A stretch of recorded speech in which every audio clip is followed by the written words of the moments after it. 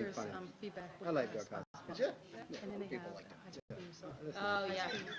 So that's why I'm not sure I'm actually going to make it to the now we're on to behave box recognition. Got it. All right, we're here, 7 o'clock. So we're going to get the train going, and let's do the Pledge of Allegiance.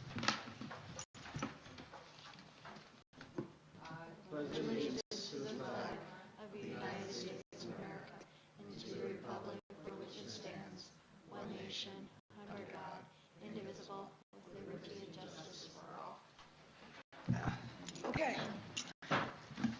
So everybody, thanks for coming out on this rainy Tuesday night. Tie-dye Tuesday, tie-dye Tropical Tuesday. Tropical Tuesday. So let's call the meeting to order. Any announcements?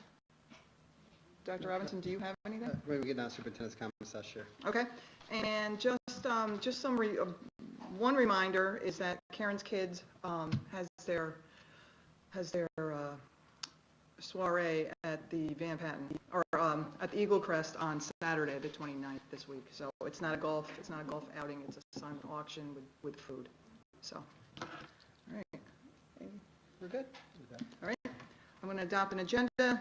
Study session meetings are designed for the purpose of having administrative updates to the Board of Education. There are no public comments at study session meetings. Residents may attend the next scheduled business meeting on October 9, 2018, and/or contact the board via email at boe@shenet.org with any comments or questions. All questions come into the Office of the Public Information Officer and are shared with the board and/or superintendent as appropriate. Policy questions, concerns are typically addressed by the board president. Operational questions, concerns are typically addressed by the superintendent and/or designee. I'll make a motion. Motion to adopt. Thanks. Can I have a second, Second the Christina? motion to adopt. All in favor? I'm off my game tonight. Okay, here we go. Okay. We'll keep you on track. All right, good. There we go. Certainly. Just some calendar reminder. You have in front of you two, actually, of those reminder. One, the tenure reception on the 3rd at 4. You also have a letter for the green and white,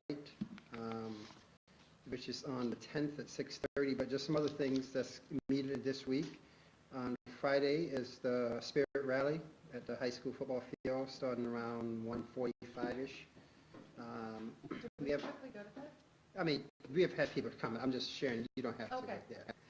It's a student thing, but just in case you wonder. Pop in. Yeah. Okay.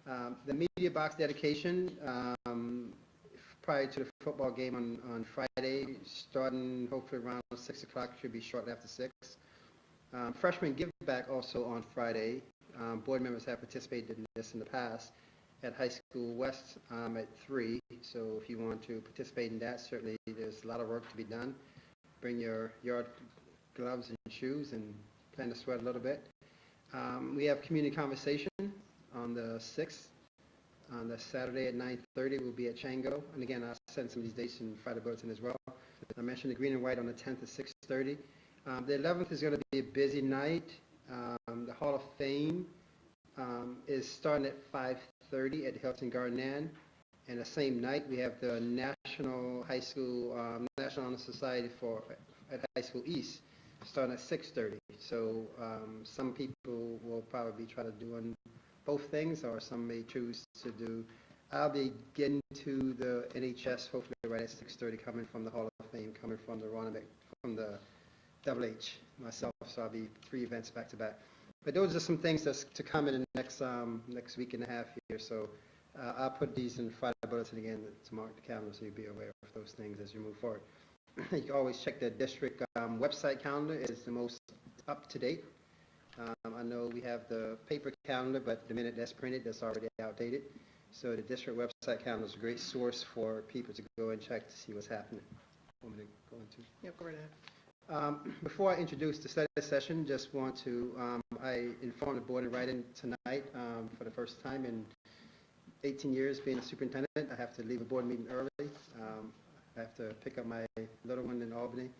So I'm going to leave in about 15 minutes, so she's not standing outside on the sidewalk waiting for me, which she would be, because at 8 o'clock they kick all the kids out of the dance studio and close the door. So I have to be there promptly to pick her up in Albany as well. So Dr. Wood will be here. She'll be facilitating the respective presentations, all of which she has direct oversight. So it's great that she's here to do so as well. So at this point, I would like to ask her to come forward to introduce the first one, which is our Instructional Technology Survey. And while she's coming forward, the intent tonight is not to go through the details of the plans. You have the details of the plans. We have one-pagers just to give a broad summary of what the plans are. And in many cases, the plans haven't changed significantly, and that's by design because we want to have consistent program offerings. But where changes have occurred, we'll be sure to highlight those changes to you as a board. But again, you had those plans, and I hope that if you had questions, you would have relayed those questions prior.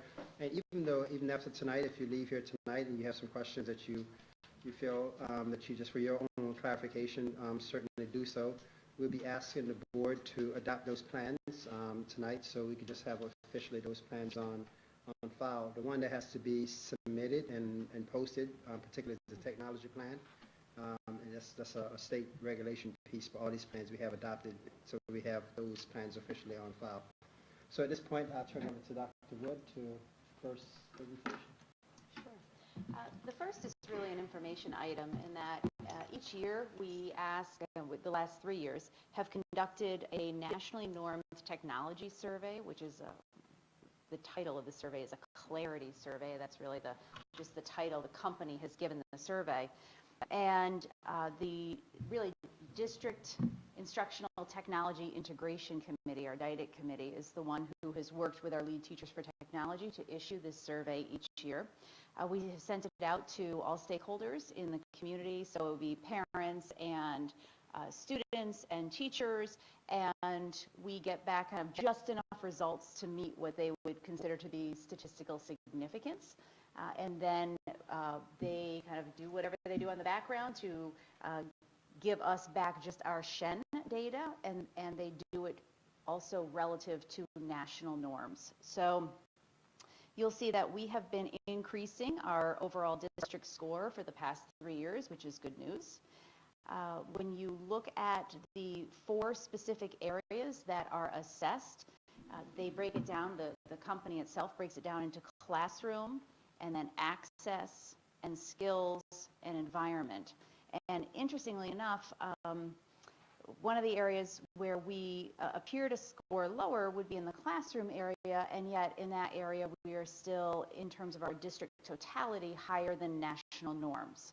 So in each of those overall categories, Shenendehowa is, if you look at our K-12 results, we are outscoring national norms in each of these areas, which is interesting considering that classroom looks to be on the lower end in that it's the emerging area. But I guess that speaks to the fact that the questions that they're asking, districts across the country on average, are in the emerging or even slightly below.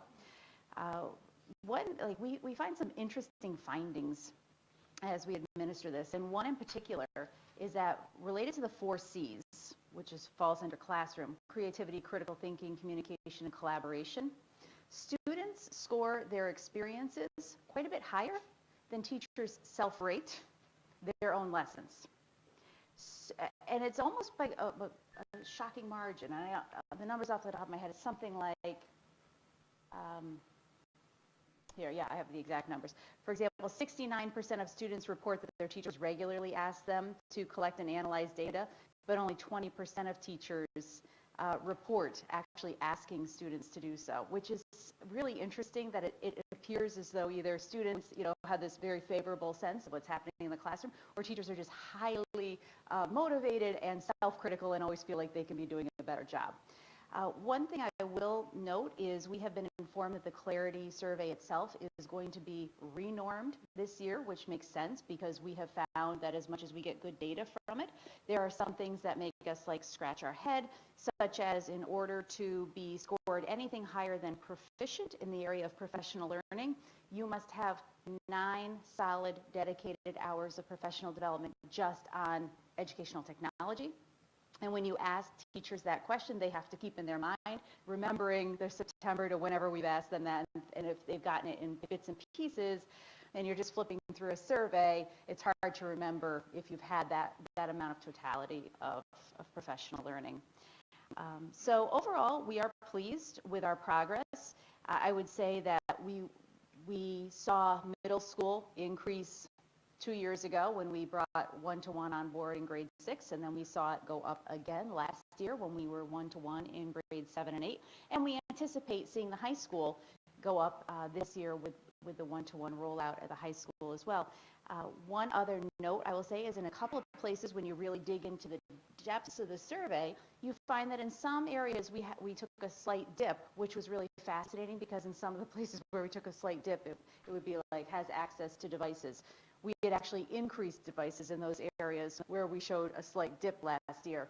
And as a committee, we talked about the fact it probably at some point starts to feel like a relative measure, right? If you have anything less than one-to-one, the further you are away from that, being a one-to-one, the more you start to feel as though you have less, even if you're getting more, but you're not quite at that level. So sometimes it's probably a perception survey as much as it is a reality survey. So basically, a lot of the measures are based on perception rather than something solid and objective. Yes. Okay. Mm-hmm. Exactly. I expect to see a big change, next year after 1 year with the high school online. Especially like in an environment with the kids now participating in being tech support essentially for the school district. I think that's going to change these results dramatically. Agreed, and we have been teaching digital citizenship, but we have a whole team of folks right now at the elementary level committed to coming up with a consistent digital citizenship. So we've had it in every single school and pretty much every single classroom, but now we're going to be having, after at least by halfway through the year, we'll be in a place where we're talking about what we're officially rolling out and that every first grade student will have across the district, well, every fourth grade. So I think sometimes when we bring additional attention to it from a district perspective, our scores go up. That what will be interesting is if they will share with us year-over-year data without the renorming and after. So I can't say for sure that if we administer it this year that it won't be starting at a new baseline, if you know what I mean. Like they would have to be willing to give both, which they may not be able to if they change the questions. So it may just be a benchmark year. Thank you. Thank you, Elizabeth. So to continue, so this would be the Dr. White and Michelle Mallard show tonight. This is Ken with the Oops, technology Ken is plan. here, okay. It will be later, the Wood Mylod show for sure. So as a district, we have a formal technology plan. The technology plan itself. Sure. We have a formal technology plan, which if you rolled up your sleeves and poured through it, you'll notice that it is many, many pages long and covers many aspects of technology integration. I would say the least amount of emphasis is the amount of devices that we're rolling out. It really starts with our overall philosophy and what we're expecting devices to be able to do, which is why when we looked at pulling out what we believe to be the most important components of our district technology plan, it was really starting with the idea that technology really supports student engagement. It's really never about technology for the sake of technology itself, but the fact that students can start taking much more control of their own learning. They are able to organize themselves better. They are better able to access materials without needing support from others. There is increasingly positive findings related to students' ability to personalize their own learning, when they work in groups and when they work in groups with technology. So we wanted to just bring attention to, and this is just the first of 3 slides that we have in a separate document that we refer to as the profile of an engaged classroom. And we really want to keep bringing attention to the idea of engagement and the fact that we want our students to feel like they are the center of the learning in the classroom. On that note, one thing that I think we have to be careful about is what we don't want is we don't want the computers to replace the teachers. I mean, we don't want the kids to sit there with a computer and the teacher says, okay, do your work and learn, and then the teacher's not engaging the students either. So it's finding that nice mix. It absolutely is finding a nice mix. And in fact, there are days where in the entire class they may not use the device at all. And there's the next day where they do learning. It is more efficient. They're in it for, and maybe they get their instruction absent the device at all, and then it's group work where they're working on something shared on the device, and they move to it more quickly because the teacher was able to get to the information, or because they were watching a video from home, or there are so many different variations of it, but absolutely, technology in no way replaces the teacher. The next graphic that we're sharing is the Future Ready framework, and this is actually the framework that we used to construct the technology plan. We looked at it many times last year at DIDIC meetings, and it really talks about what are the various areas of your school organization that you need to be accounting for to effectively integrate technology. And again, it's never a period after that. It's effectively integrating technology to increase student outcomes and to have them feeling more engaged and more in control of their learning. In fact, one of the most meaningful things that we did last year, we participated in several professional development sessions, and one, Leah McConaughey, it's a very small font up there, you can see it, but this is something that she has published. She is an educator that we can access through Apple Education. She comes and provides professional development. And the whole first, if she's doing a 2.5-hour session, I would say the first hour, she doesn't mention technology once. She mentions the quality of the learning. And in fact, she is the one that first introduced us to the concept. If you notice, we talked previously a lot about SAMR. And SAMR is still really important, SAMR being the substitution, augmentation, modification, redefinition, going up the y-axis. But if you notice, just redefining a task, if it is still basic levels of learning, not too impressive. And she's the one that really drilled that home with us and has talked to us about the fact that the best, where you see that red circle, is where you have complex thinking balanced with sophisticated technology. And it was great. We've spent a lot of time reflecting on that. In our schools, with our teachers, talking about what is it that we can do differently now as a result. It's not about more rote style learning simply because we have the devices. And so we believe that these were the most important aspects of the technology plan, because again, it goes back to the fact that learning is enhanced, the experience of students is enhanced, because we have technology that we can integrate into the classrooms.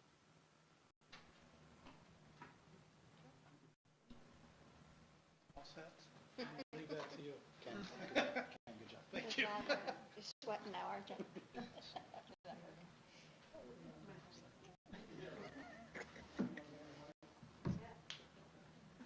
If you guys stay really late, I could be back by 8:30. Yeah, we're Do our not best. planning on that. Okay. Yeah, not planning on that. Just drag it out.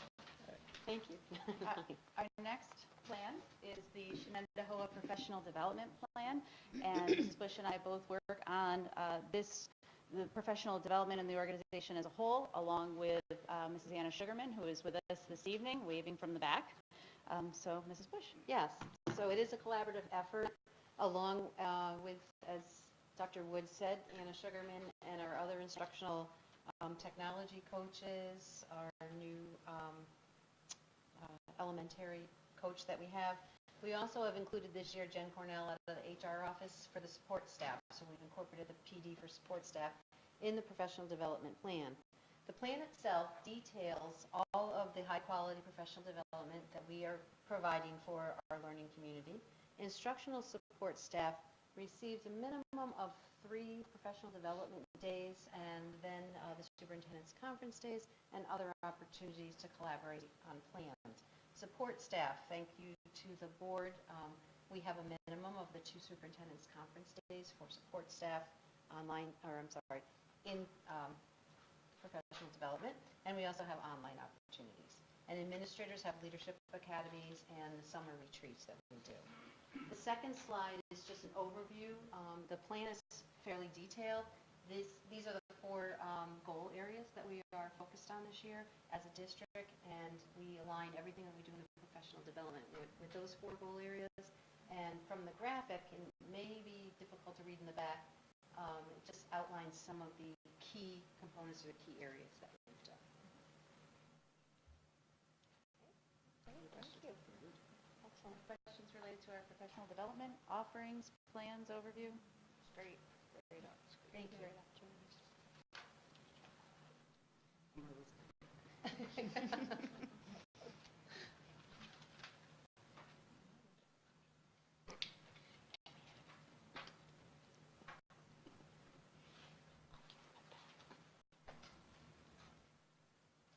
going to introduce that? So this is Mrs. Mylad, Director of Special Education, and she is here to give an overview of the Special Education Plan, which we update annually. Okay, so except for Gusta, you've seen this plan. It is generally the same. It's a very lengthy document, and it covers what the federal and state government requires and also supported by Board of Education policy.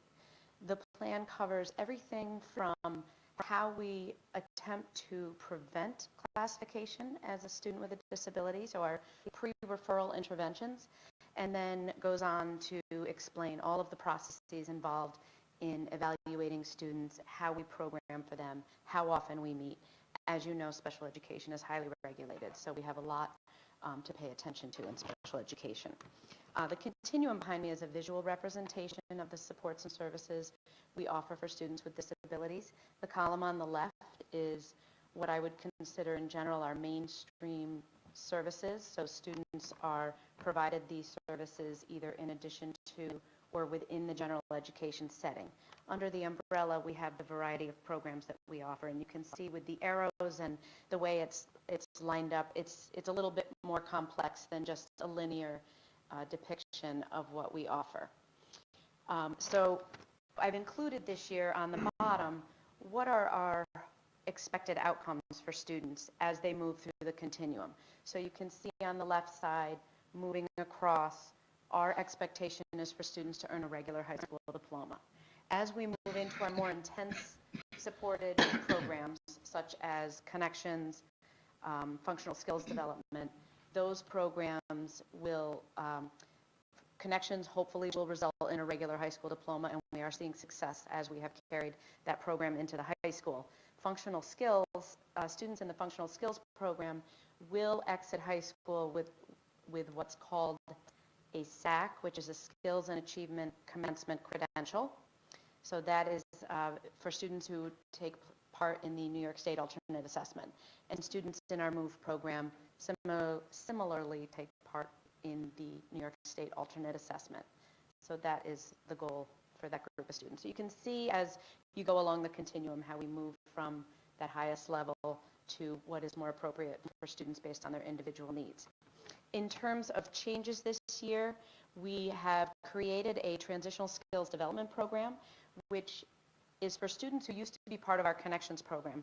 So Connections really grew and has grown into this huge program. It started with, I think, between 1 and 3 students who had autism that needed a more specialized program for students with just autism, and has grown to a very large number and has now included students who have other developmental delays where they have impacts on their cognitive ability and adaptive skills and need some of that self-contained primary instruction in English and math, but also benefit greatly from being included. And we're really scaffolding for those students and seeing some good results at high school with students being able to meet that Regents requirement of a 55 pass. So now we've created transition skills development because we have students who have the autism diagnosis. They don't have significant academic needs, but they still need access to a smaller class setting for English and math. They need access to a home base and also that specially trained staff who really knows how to work with students and support them, especially the anxiety that many students with autism face when they're in a more mainstream setting, the social skills, the pragmatic language. So that's our new program this year. We'll see where we go next year, but as always, we evaluate how are our programs working, are they successful, how are we measuring that, and then we look at what needs aren't we meeting, either within our own district program or even outside the district. Other than that, we are working on basic reading instruction. That's a big goal of ours, really looking to identify students who have a phonological core deficit and providing that very early intervention, really attacking phonemic awareness. And that's both a special education and a general education goal. Trauma-informed instruction is another big goal in special education, and again, that's not a special education goal per se, but something that special education staff has the expertise in, our behavior specialists, our social workers, our psychologists. So we're looking to provide as much training as possible. It also coincides with the mental health plan. So, of course, everything is connected. And some examples of trauma, would it be like with the shootings or? Trauma can be anything. Anything? Trauma can be divorce, it can be divorce, okay. death, it Yeah. can be a parent who's deployed, it can be a Okay. physical injury. There's so many different things, and it's very complicated, but more and more research has come out about trauma and the impact that it has on children and how we need to support those children in the schools so that they can optimize their learning. So those are big goals. Do you have any questions about the plan? Yes. I'm still not absolutely clear in terms of, you know, how our approach might differ from, say, what BOCES has been doing more recently. I know we have predominant or the main diagnosis or identification, if you will, the student. They then, as a consequence of that, tend to fall into a particular classroom or program. You mean the students that we have okay, so when we identify students, we're always looking for supports and services in the least restrictive environment. Right. So our goal, and we can service most students in regular classes Okay. with the addition of special education support. Okay. Students who we look to place in a BOCES or an approved private school are students who are not successful within our school system. And most of those students require just a very small school setting. So a center-based or... Right. I get, actually, that wasn't what I was getting at, but Sorry. But you have actually clarified something for me, because there is that distinction. With BOCES, they said they were trying to get away from, even though they had put them in categories, get away from a categorical treatment of the student, Right. rather trying to do it based on their individual needs, because they're not really neatly into categories. Correct. So, but by not putting them in a classroom, but rather identifying the needs, then we are essentially by default or design, whichever way you want to put it, rendering those services in a way that will be most effective for the particular student, because we're not Yes. putting them into a box and saying this is where you have to fit. Right. And that is one of the artful things that we do every day in special education, because we always consider the individual student and their individual needs when we look to determine program. And of course, the parent is an equal member in that decision. So sometimes we have some disagreement with what we think will best service a student, but sometimes the parent has different goals in mind, and so we all have to work together to achieve the goals that they want for their child. So I can't say there's a certain classification where we would say, okay, this student has to go to BOCES because they're X. It's really a matter of fully exhausting everything that we can in our school system. That's great. Any other questions? Okay. I'm not leaving, yes.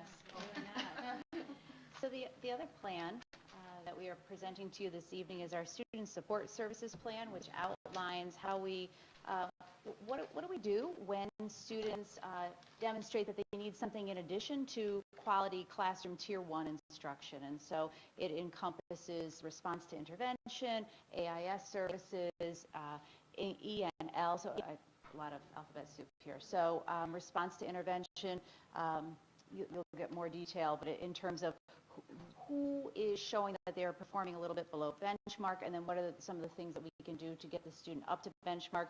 ENL, English as a New Language service, falls under an additional support, AIS being an academic intervention service. And so Michelle Milat and Kathleen Strangis, who is our academic administrator for ELA and Social Studies K-5, will provide an overview of that plan.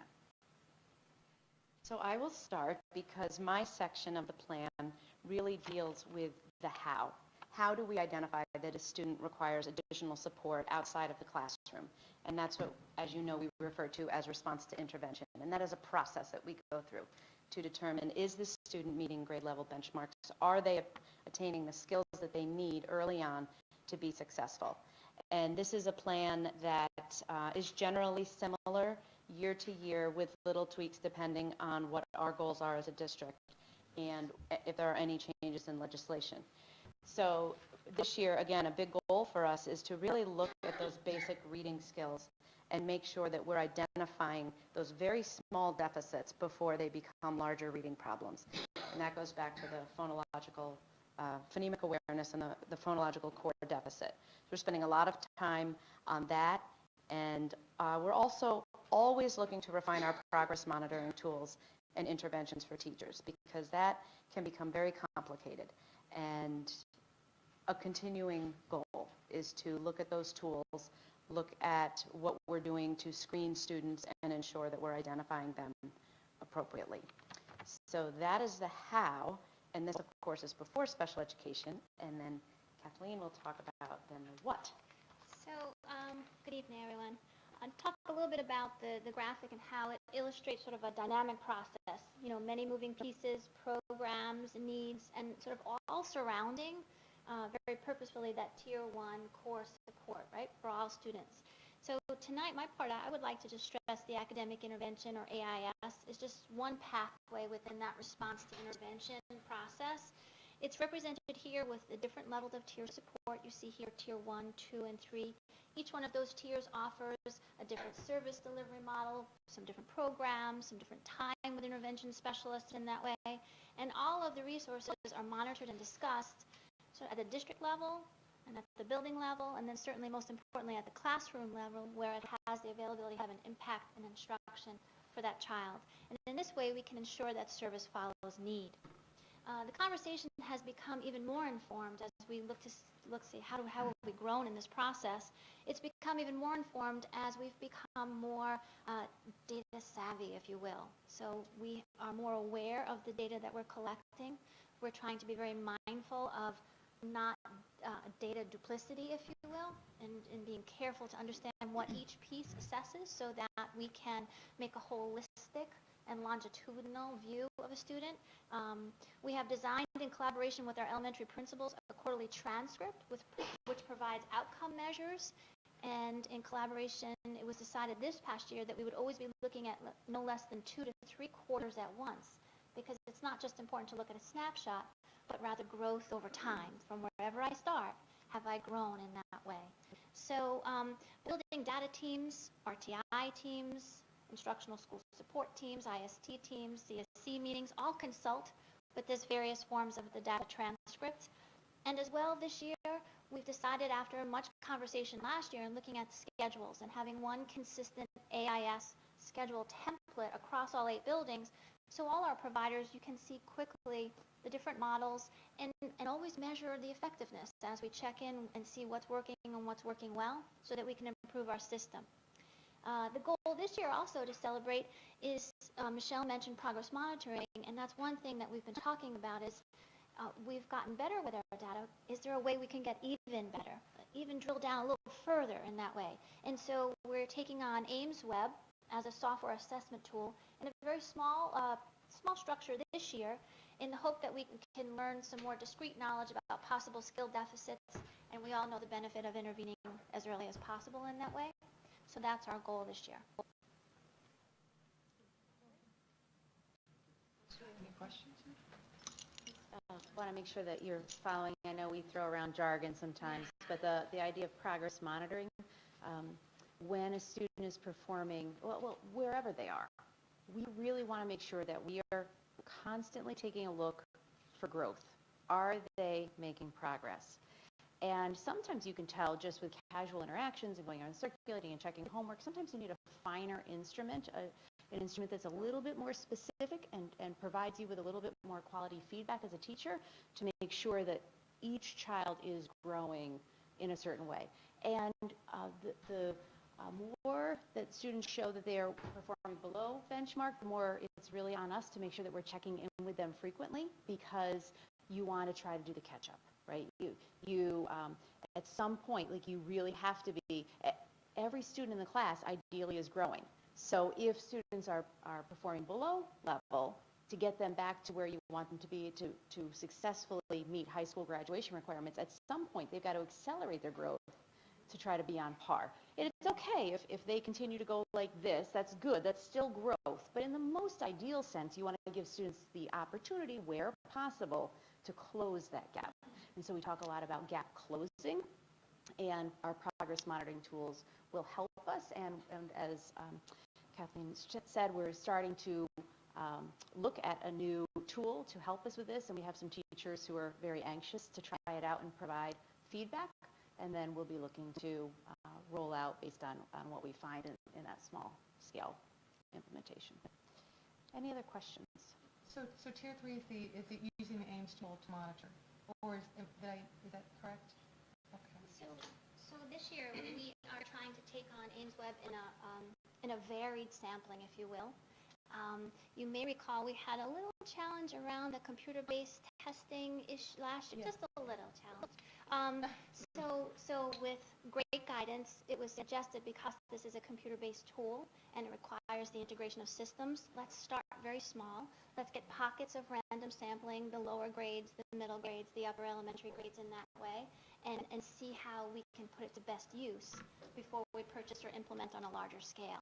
So what you'll hear about is, in some schools there'll be some third graders involved and fourth graders, and in other schools there'll be some K1s and 2s, and so we at least have representation from all of our schools, and then bringing those students that have varied needs, both in ELA and math, so that we can have some good comparison conversations. So the only danger in that is, with sampling, if it's really random like that, is that especially the younger kids, growth is not necessarily a smooth process. It could be jumps in progress. So The tool it itself, depends on how you sample it, I guess is what I'm saying. and thank you for sharing that too, because I think that's something that we're trying to monitor right now.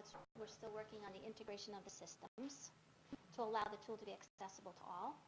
But thereafter, these tests are normed. They're small sub-tests in that way, which is something we were looking forward to too, because we were using a lot of varied assessment tools.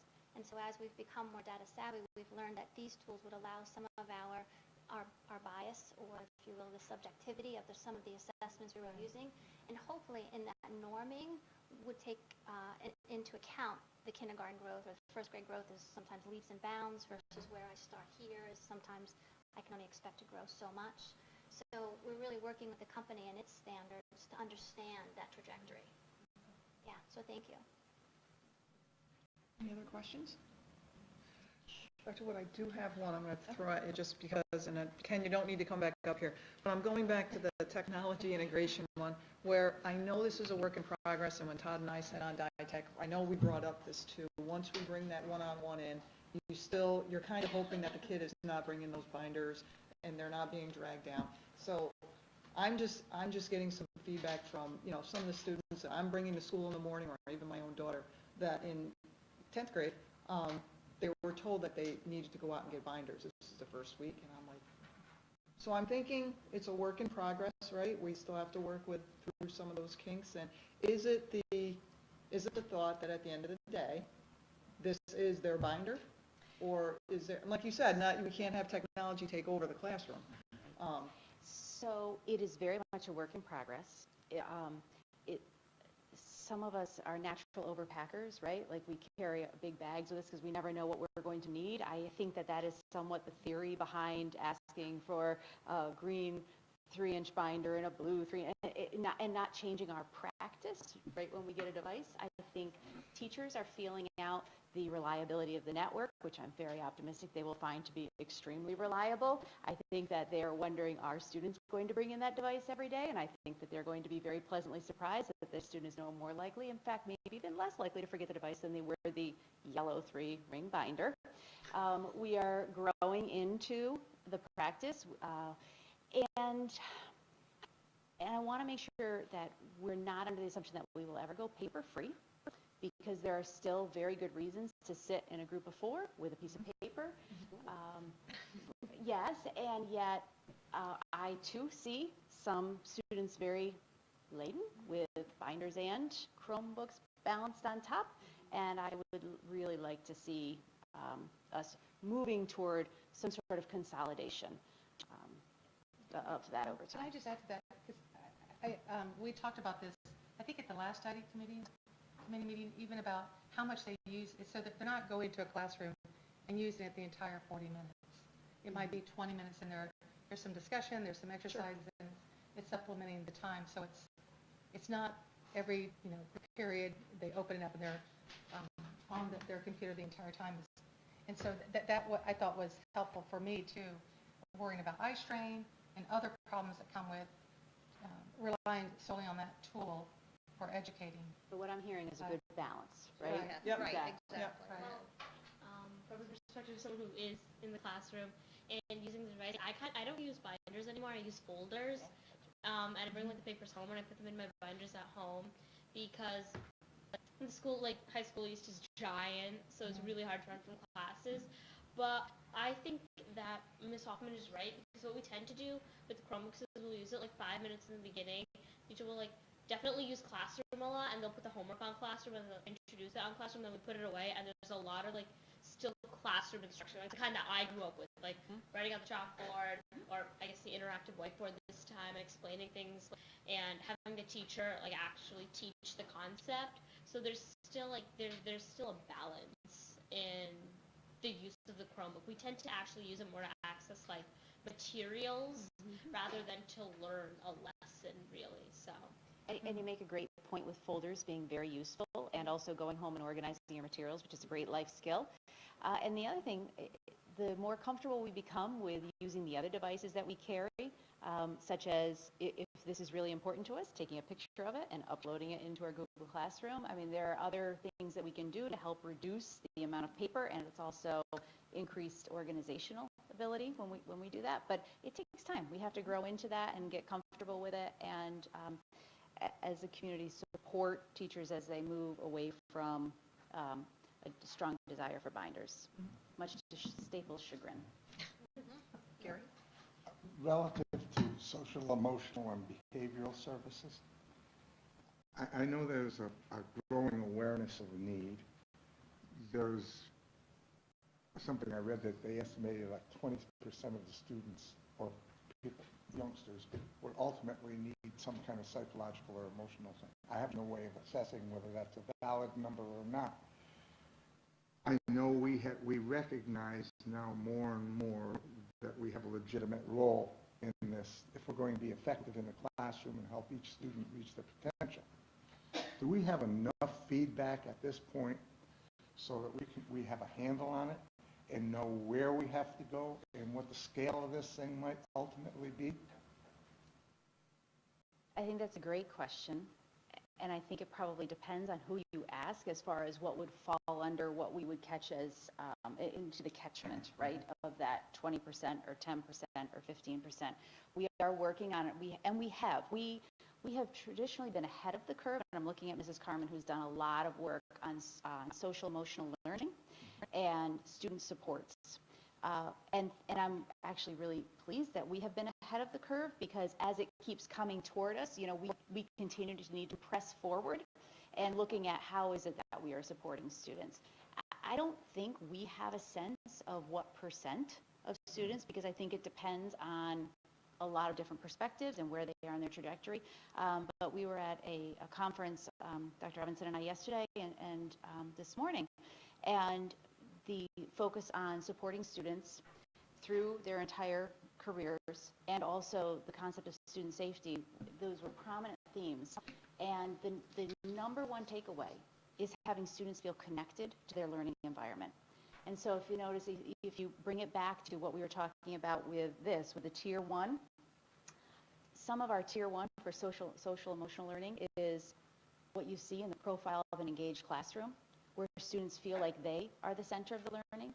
Somebody in the school knows them personally and cares about them. And those are some of the things that if a student showed some fragile tendencies, right, that wraps that child and helps them really stay afloat in what could otherwise be a challenging time. So I think it's looking at it from many perspectives, but the first and foremost that we can all do is make sure every student feels really connected in our school and supported as they move through.